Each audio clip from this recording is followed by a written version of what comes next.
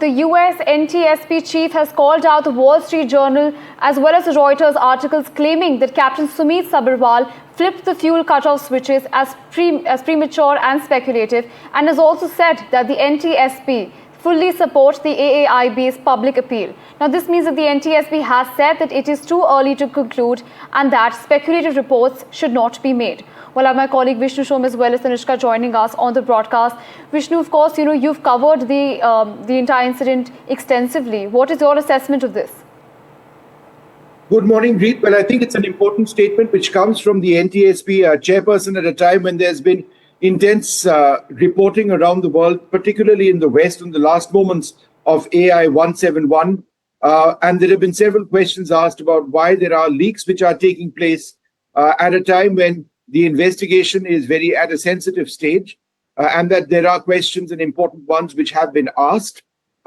Significantly, India's AAIB, our Aircraft Accident Investigation Bureau, issued an appeal day before yesterday, hitting out at reports which had little pieces of information, but perhaps didn't reflect the overall process of the investigations going on. And now the NTSB chairperson, Jennifer Homendy, says, and I quote, "Recent media reports on the Air India 171 crash are premature and speculative.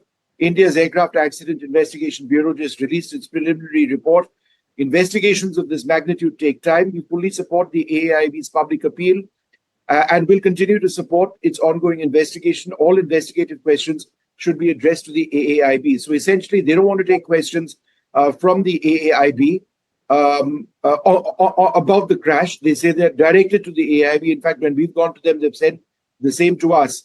But I think it is also significant that they've not denied anything which has been spoken of in multiple media. It's not just Reuters and the Wall Street Journal, but it's also in European media, Italian media, which have come out with striking details. The NTSB statement doesn't say that that is wrong, right? Those facts which have been brought out, but they do say it's premature and speculative. And I would ask, where are these leaks emerging from? Because some of them say that there are government positions which have been drawn in the US in terms of a preliminary assessment of what went wrong, and then they go to specify the potential role of the pilots. The NTSB seems to be saying that, look, we're not involved over here, and we back this process. So let's see what finding emerges of this. At the end of the day, there needs to be transparency in a finite period of time. Absolutely, Vishnu. You've mentioned that, of course, these are all speculations based on the preliminary report. From your understanding, what are some of the gaps, that the report has when it comes to, understanding what went down? I'm not sure at this juncture the report, the data has lapsed or anything of that sort, but the preliminary report, had they released 10 seconds of conversation in a critical phase of the flight, the cockpit voice recorder transcripts of the conversations between the pilots, then perhaps there could have been an end to the speculation on the role of the pilots. They've not done that. They have confirmed that it was one of the pilots who transitioned, one of the pilots who asked the other pilot whether he had transitioned that fuel switch from the on to the cutoff position. So that obviously raised a whole lot of questions on the role of the pilots. And Western media have then gone beyond that. They've quoted sources, or they've attributed information to sources who they say have actually seen the cockpit voice recorder recordings or flight data recordings, on the basis of which they've spelled out in in fair detail, the potential or the alleged role of the pilot in command, who was on the left-hand side. It was the pilot flying was actually the co-pilot who's sitting on the right-hand side in this particular occasion. Right. Thank you so much, Vishnu. Tanishka, Vishnu's also talked about, how, of course, a lot of blame is being pinned on the pilots. Of course, the Western media talking about how, what went down. Of course, they have their own theories with respect to that. I want to understand from you, how are pilot bodies reacting to this?